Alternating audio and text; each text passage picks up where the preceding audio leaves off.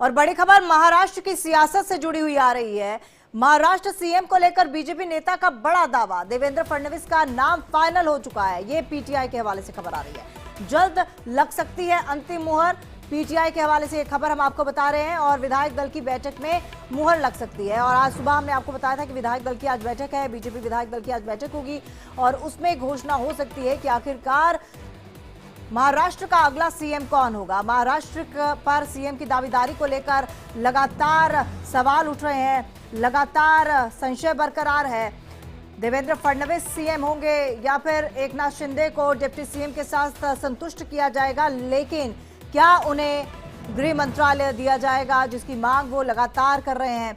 और आज एक बड़ी बैठक होगी। बड़ी बैठक इसलिए क्योंकि 5 तारीख का ऐलान ये तो हो गया है कि 5 तारीख को शपथ ग्रहण समारोह होगा, लेकिन शपथ ग्रहण समारोह को लेकर अभी सीएम के नाम की घोषणा नहीं हुई है।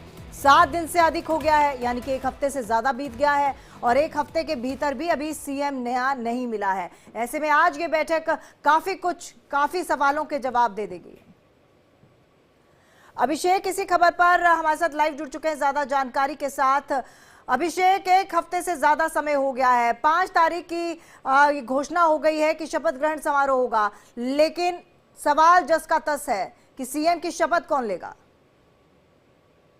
और बिल्कुल यही सवाल लगातार महाराष्ट्र की जनता पूछ रही है, या यूं कहें पॉलिटिकल पार्टी के तमाम जो नेता हैं वह समझ रहे हैं कि आखिर देखिए बीजेपी के जो बड़े नेता हैं वह भी समझ रहे हैं कि कोई बड़ा नाम आ सकता है। आपको देखिए जो बता रही हैं आपके देवेंद्र फडणवीस का, देखिए देवेंद्र फडणवीस का नाम बिल्कुल पहले दिन से लिया जा रहा है। देवेंद्र फडणवीस ही महाराष्ट्र के सीएम होंगे। और कोई यह कह दे, अभी देखिए 2 चीजें समझनी होगी। कोई यह कह दे कि नहीं नाम निश्चित हो गया है, देखिए 2 चीजें होती हैं, बिल्कुल हाईकमान की तरफ से कुछ नामों को निश्चित किया गया होगा, ये बात तो तय है, लेकिन उसका ऐलान कब होता है? जब लोकतांत्रिक पद्धति होती है, जब तक विधायक दल का नेता ना चुना जाए, विधायकों की मीटिंग ना हो, तब तक यह कहना कि उनको चुन लिया गया है, या जो लोग भी इस तरह दावे कर रहे हैं वो समझ सकते हैं आप कि दावे किस तरह कर रहे हैं। क्योंकि लोकतांत्रिक पद्धति जो होती है उसके तहत बिल्कुल आपको मीटिंग करना पड़ेगा, मीटिंग के बाद ही आपको ऐलान करना पड़ेगा कि विधायकों की सहमति से ही आप इस नाम को तय कर रहे हैं। लेकिन हाँ, ये बात भी सबको पता है कि हाँ, पहले से नाम तय हो जाता है, वो तो एक फॉर्मेलिटी होती है, एक प्रक्रिया होती है जिसके तहत तो पूरा करना होता है। लेकिन वही मैं बता रहा हूँ कि अगर जो प्रक्रिया है उसको पूरी अब तक नहीं की गई है और विधायक दल की मीटिंग नहीं अब तक हुई है,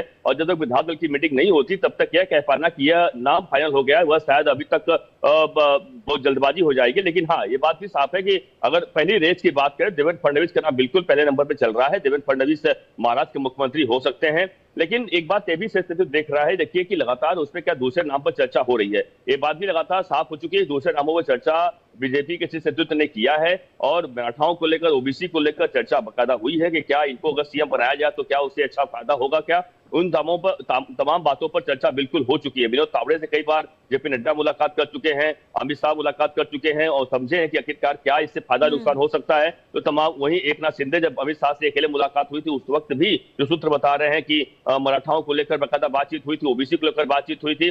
तो यह मुद्दा देखिए साइडलाइन नहीं कर सकती बीजेपी को पता है कि आगे आने वाले समय में जो स्थानीय निकाय चुनाव है महाराष्ट्र में, कई सारे महानगर पालिकाओं का चुनाव है, बड़ा चुनाव होता है, बीएमसी से लेकर कई सारे बड़े महानगर पालिका का चुनाव है। उस वक्त अगर ऐसे में जातीय समीकरण पर ध्यान नहीं दिया जाएगा तो कहीं कहीं बीजेपी को नुकसान हो सकता है। और यही कारण है बीजेपी तमाम चीजों पर सोच कर चल रही है। और देखिए 2 चीजें हैं, महाराष्ट्र एक ऐसा राज्य है जिसका सीएम कहीं देश में एक अलग मैसेज जाएगा, और बीजेपी अगर यहाँ पे किसी को बैठाएगी यहाँ पे सीएम के तौर पर, एक अलग संदेश देगी कि हाँ, यहाँ पे देखिए हमने यह फार्मूला तय किया या सेट किया है, जिसकी वजह से देश के तमाम जो वोटर हैं उस पर असर पड़ेगा कि हाँ देखिए बीजेपी जो अलग अलग जाति की बात करती है या फिर जो पिछड़े वर्ग की बात करती है उनको कम से कम आगे लाने की बात करती है, तो कम से कम एक संदेश अलग देना पड़ेगा। तो यह साफ है कि इस पर मामले पर अब तक देखिए फैसला ऑफिशियली बिल्कुल नहीं हो पाया, लेकिन हाँ सूत्र बिल्कुल बता रहे हैं कि देवेंद्र फडणवीस का नाम पहले नंबर पर चल रहा है। और कहीं कहीं आरएसएस से लेकर तमाम लोगों ने सहमति बताई है कि बिल्कुल देवेंद्र फडणवीस हो सकते हैं। लेकिन जैसा हमने बताया, देखिए कि जब तक विधायक दल की मीटिंग नहीं हो जाती है तब तक यह कह पाना कि कौन होगा। बिल्कुल अभिषेक, इसीलिए हम कह रहे हैं कि पीटीआई के हवाले से एक खबर है कि देवेंद्र फडणवीस अगले सीएम हो सकते हैं, लेकिन अभी ये तय नहीं हुआ है, ये घोषणा नहीं हुई है। फिलहाल आपका बहुत बहुत धन्यवाद तमाम जानकारी के लिए। और यूपी में अब 75 जिले नहीं बल्कि 76 जिले होंगे। जी हाँ, ठीक सुना आपने, अब 76 जिले होंगे। नए जिले का नाम महाकुंभ मेला जनपद होगा। इसमें 4 तहसील होंगी और